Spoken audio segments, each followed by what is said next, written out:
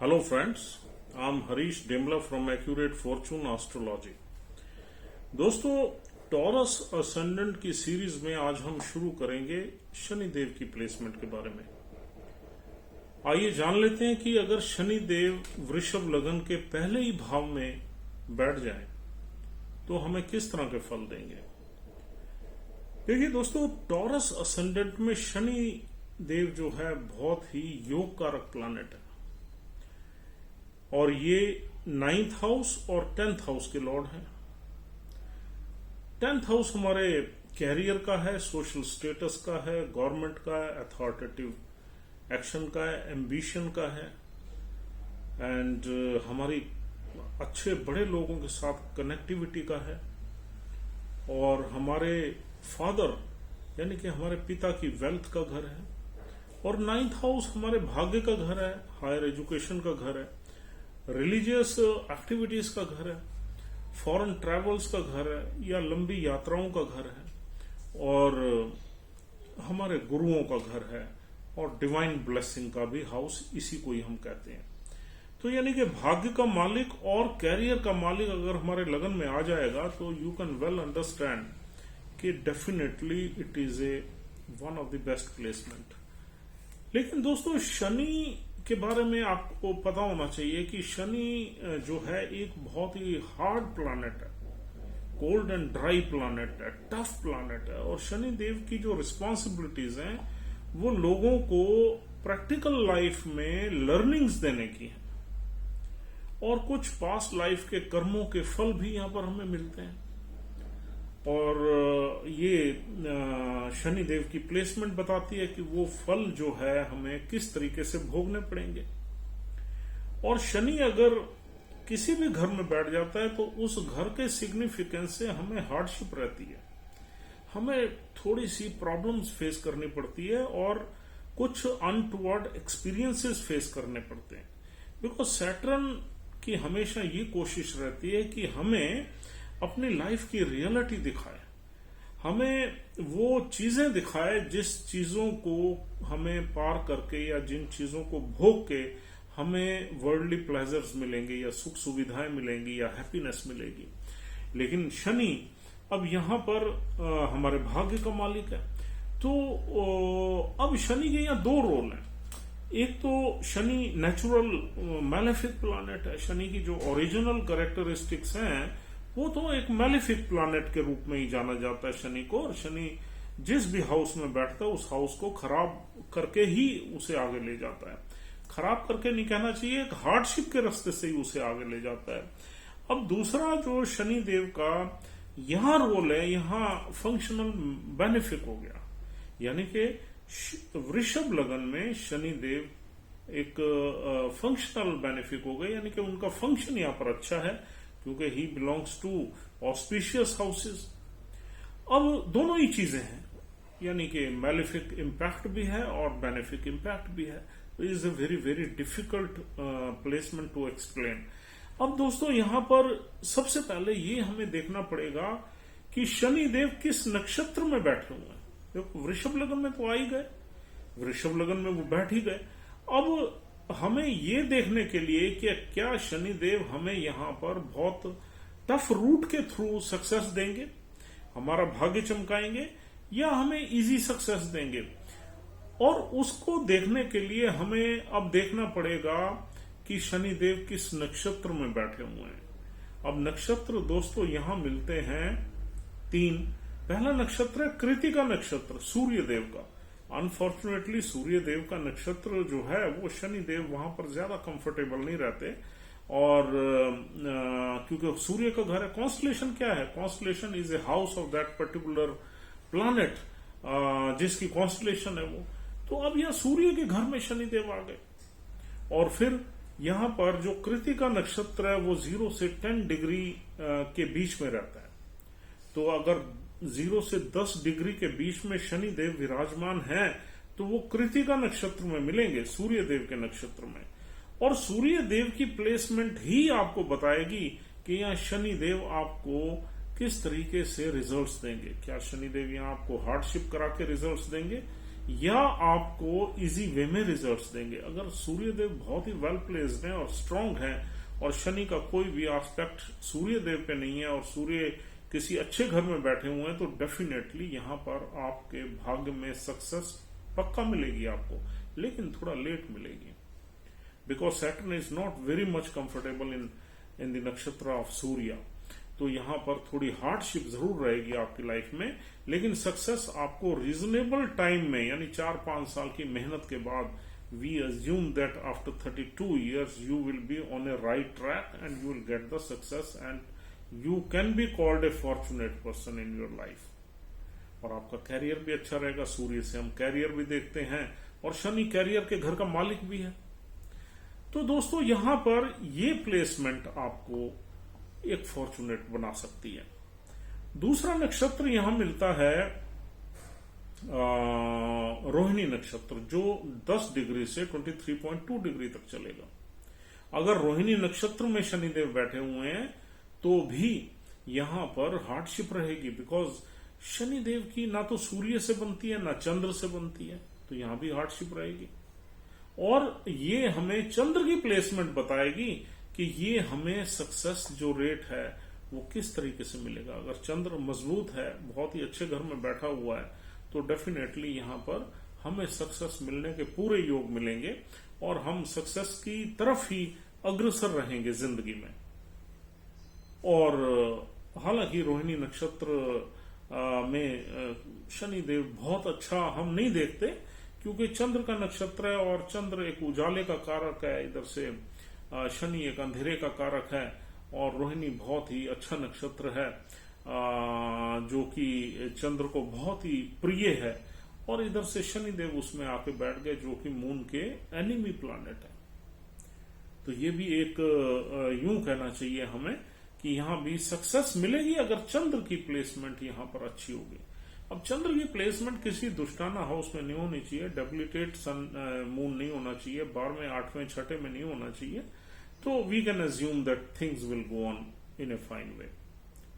आगे तीसरा नक्षत्र मिलता है मंगल का, मृगशिरा नक्षत्र। मृगशिरा नक्षत्र के 2 चरण यहां मिलेंगे, पहला और दूसरा चरण। अगले 2 चरण उसके अगली राशि में मिलते हैं, यानी कि जेमिनी साइन में मिलते हैं। अब मृगशिरा नक्षत्र में भी शनिदेव कंफर्टेबल नहीं है। अब दोस्तों लेकिन मंगल की प्लेसमेंट देख के आपको ये अंदाजा हो जाएगा कि यहां पर शनिदेव आपको किस तरीके के रिजल्ट्स देंगे।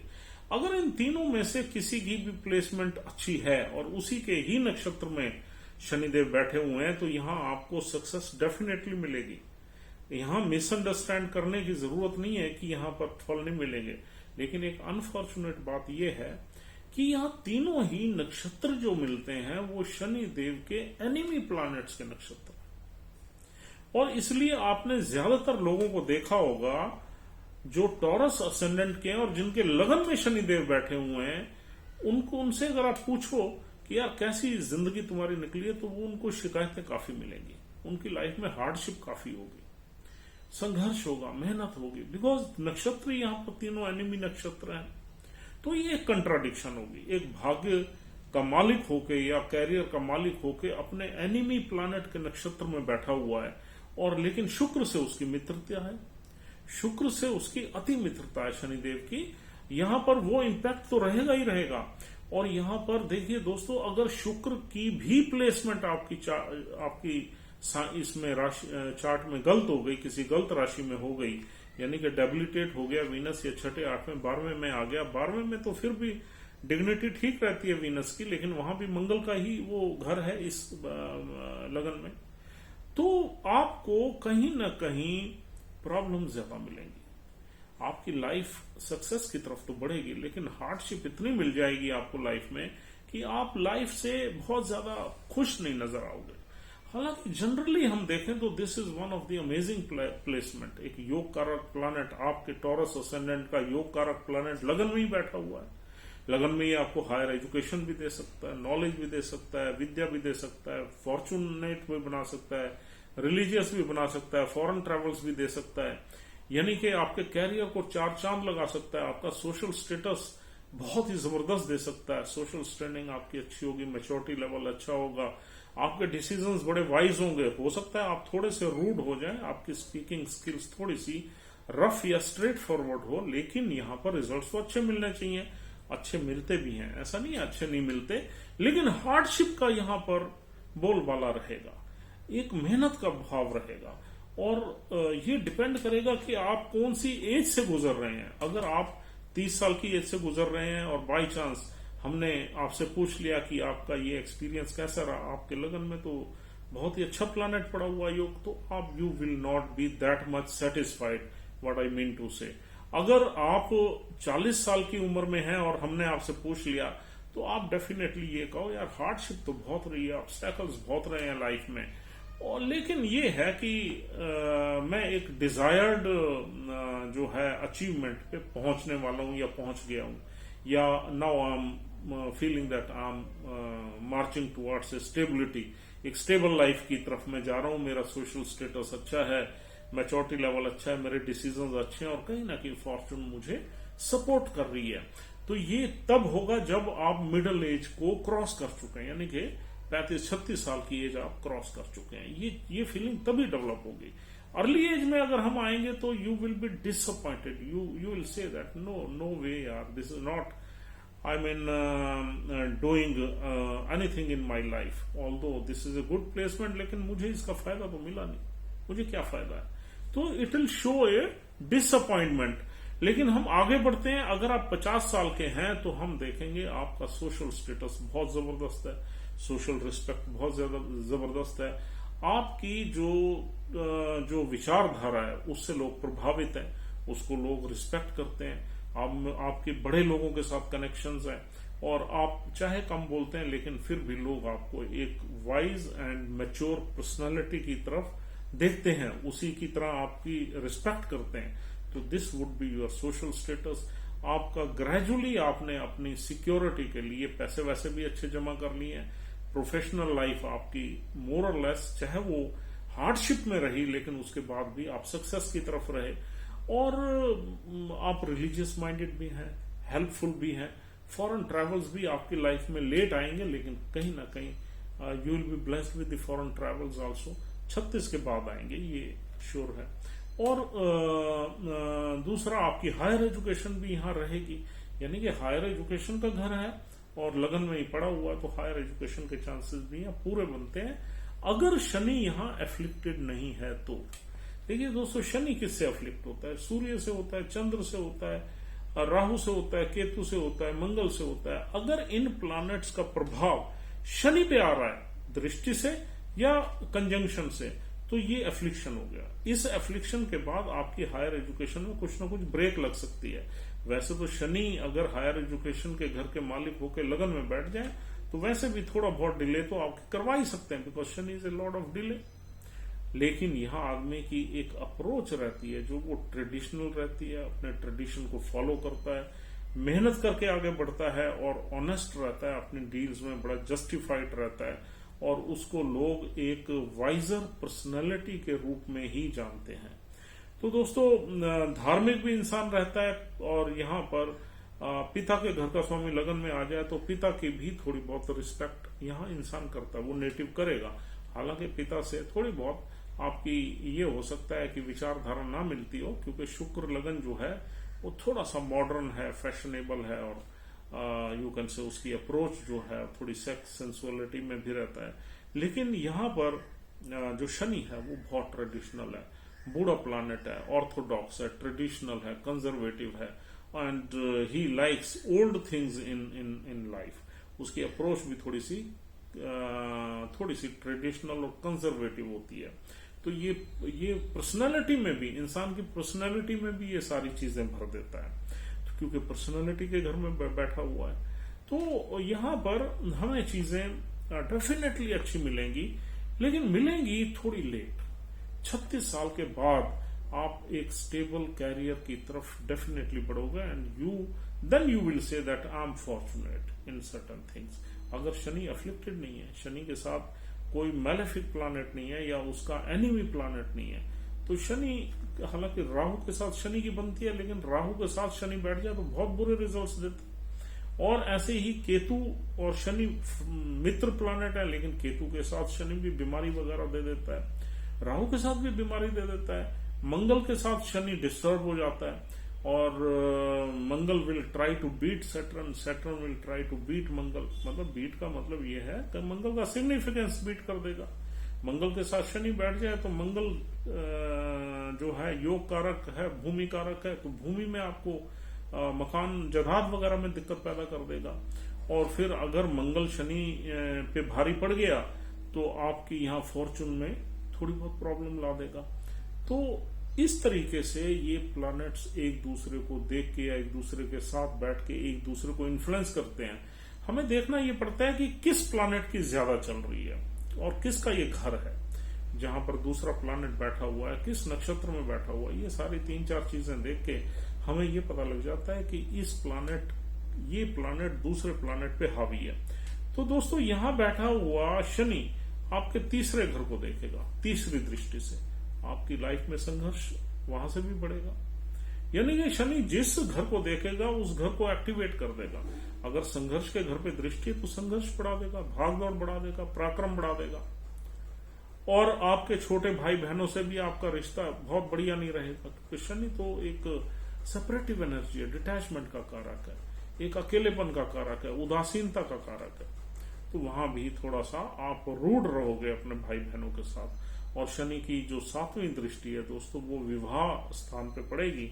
विवाह स्थान पे 8 नंबर राशि मंगल की है, तो वहां भी डेफिशिएंसी क्रिएट होगी। और उसकी शनि की 10वीं दृष्टि पड़ेगी 10वें घर पे। 10वां घर कैरियर का है, तो वो उसी का अपना घर है, उसको संभालेगा, कैरियर को संभालेगा शनि, क्योंकि वो अपना ही घर है। अपना घर कोई भी प्लैनेट बिगाड़ता नहीं है आसानी से। तो यहां पर हम शनि से उम्मीद करते हैं कि आपके कैरियर में अच्छी ग्रोथ मिलेगी, लेकिन ग्रेजुअल ग्रोथ मिलेगी, स्टेबिलिटी के साथ ग्रोथ मिलेगी, and you will definitely rise in your life. उसके लिए शुक्र का अच्छा होना बहुत जरूरी है, और शनि जिस नक्षत्र में बैठा हुआ है उस नक्षत्र का अच्छा बैठना बहुत जरूरी है। Otherwise you will have to face a lot of hardship in your life.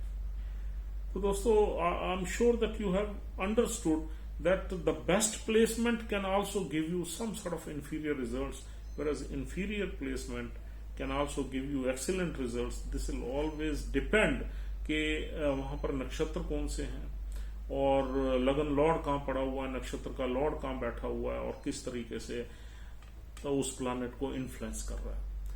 तो friends, this is all for the day. उम्मीद करता हूं ये हमारी डिस्कशन जो है ये आपको अच्छी लगी है। If you are liking our videos, please subscribe our channel on Priority so that we should upload more and more videos. After we complete this placement of Saturn in this ascendant, हम कुछ miscellaneous videos भी जरूर upload करेंगे, जिससे एक किसी भी लगन का जो नेटिव है वो उसको कनेक्ट करके देख सकता है कि उसकी डेस्टिनी किस तरीके से काम कर रही है। Friends, thank you very much for watching this video. If you want to consult us, our number is 9899105355. You can contact us for any sort of astrological consultation. We'll guide you. And thank you very much. Have a nice time. We'll see you soon. Thanks a lot.